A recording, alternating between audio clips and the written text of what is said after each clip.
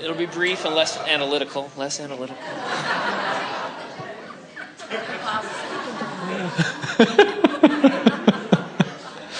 Hi. We've talked about food, now dinosaurs and evolution and the grid.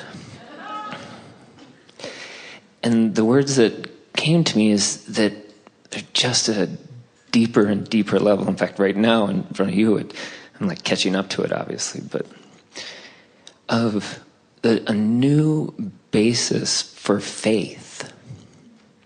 And I'll just stop there.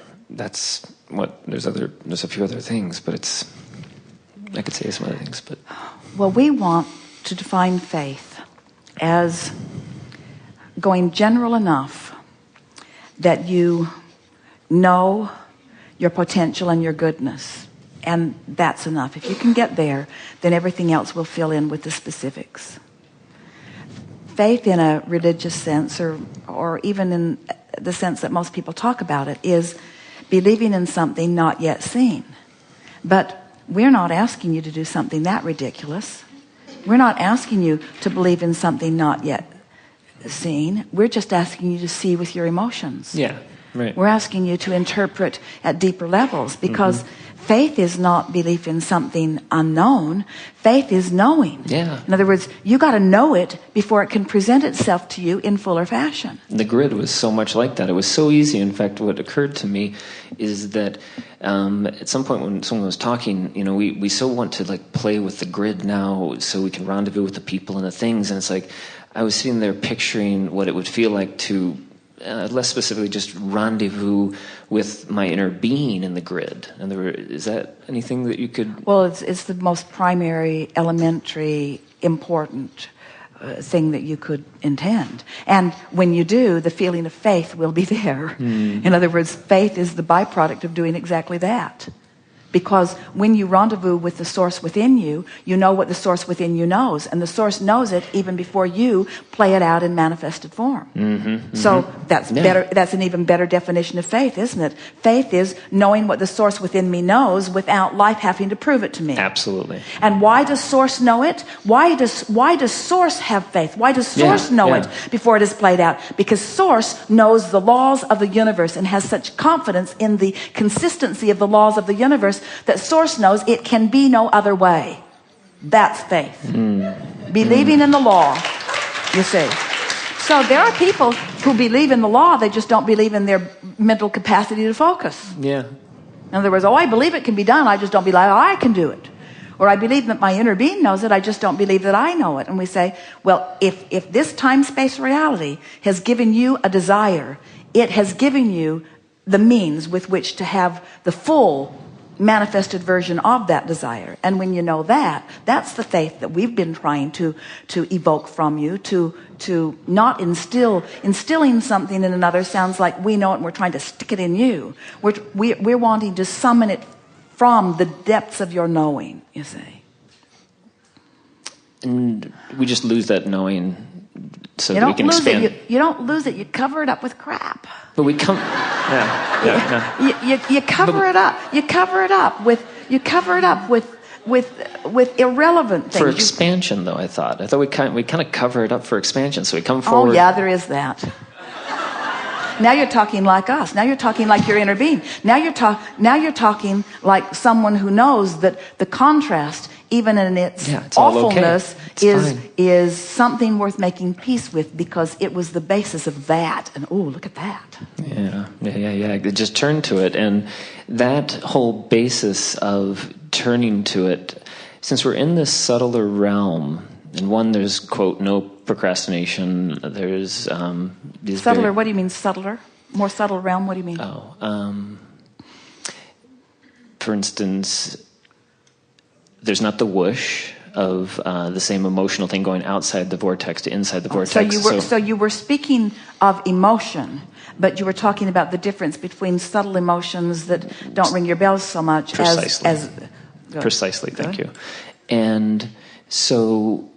And inspiration has been used so much. And inspiration was really easy to kind of, that's inspiring, that's not inspiring. But in these other ones where Esther is playing around with you, apparently, with, boy, where's hope? Hope's way too far, and there's these other words, and maybe they're even different orders. Well, the more you play with this, in other words, hope is so much better than despair. Yeah. But hope in relationship to knowing, huge difference. And once you've tasted knowing, hope sort of...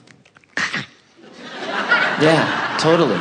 Once you've tasted knowing, anything less than that isn't enough. Right. And that's, which means after you hang around with your inner being for a little while, you don't want to go anywhere without them. It's like your American Express card.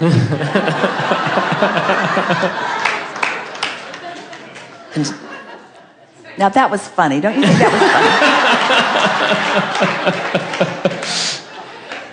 And maybe that's to your point where there's increasingly less of a differentiation and there's not that separation. And maybe that's why I don't have those feelings of elation and inspiration. It's just like when you said like it and get it, like it and get it, like it and get it, because there's less separation between the two selves. If you find yourself feeling a little bored with that, then your desire for more emphatic emotion is launched, and then something will come to you that will produce that for you. In other words, there's no right or wrong in all of this, but there is a wonderful thing about settling in to a sort of peaceful ease and flow. Mm-hmm. Because you've put enough into your vortex, the delicious delights that you're looking for, look at it this way. So let's say that there's no real whoosh. You get what he's talking about, that he's done such a good job of keeping up with who he is that there's no drama, there's not so many highs and lows as he's enjoyed before. So let's say that's the state of creating that you're at. And so, but you're still putting things into your vortex, and there's a whole lot there still that you have not manifested, that you haven't even been thinking about, that you put there at previous times of contrast. And so there's so much potential there, as we say, enough to keep you busy for 20 or 30 lifetimes, really. And so there it all is, and you're just in this good feeling place. And as we were talking about this grid, so this grid is in place, and everything's lined up, and now, because you're consistently in this place of feeling worthy and feeling capable and feeling ease and feeling flow and feeling confident and feeling competent, then something or a lot of things that match that converge. And you have this powerful moment that's just exciting. So it's the evolution of or expansion of that creation that then gives you your wow.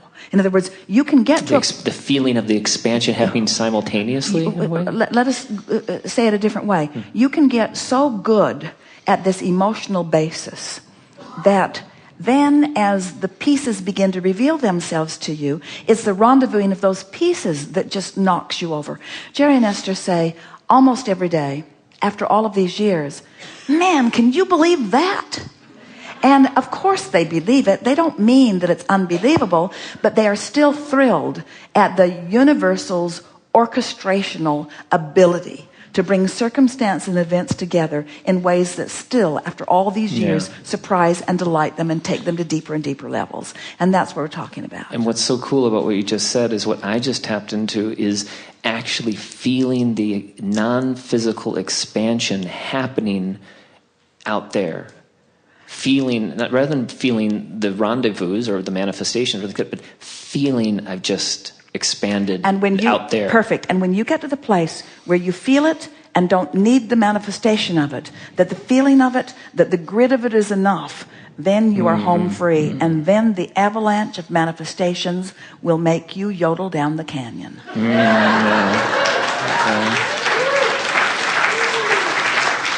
And those who are watching you will not think you are experiencing calm. They'll think you're a maniac. with so much wonderful stuff avalanching in around you. So the last bit, and one more piece to that. One more piece to that is that in all of this, you're a teacher to the core of your being. So not only do you get the thrill of watching it happen in your own life, but you get to watch it happen in the lives of those around you. And no matter how mundane your creation begins to feel to you, it's always going to ring your bells to watch them get it, and them get it, and them get it, and them get it, and them get it, and them get it. Yeah, and that's fantastic. I know there's a false premise maybe in this last little bit, but there's a part of me, and maybe it's just maybe a latent way of being. But the concept of leap of faith, it seems like because you said you wait for inspiration, but we're not playing with those same words in that same arena. We think leap of faith is a little bit like the Big Bang. They're little bangs and they're little leaps.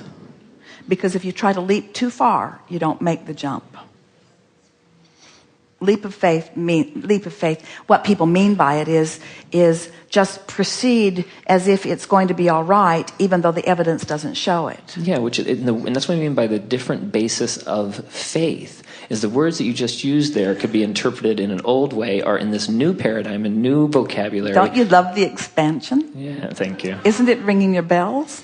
Don't you love the new way of talking about it? Yeah. Wouldn't you like to take every process that we've ever talked about and bring it forward into the vortex and reinterpret it from the new dynamic? Oh, wow. Wouldn't you like to know why everything that's been working for you worked for you from the vortex point of view? Wouldn't you like to take everything and now apply it to the grid? That's what you're going to be doing over the next weeks and months. You're going to, from this new understanding that you have, now everything that you've ever understood or known is going to take on new life, and it's going to be more meaningful, and it's going to surprise and delight you in new ways. Thanks to everyone. Thanks to you.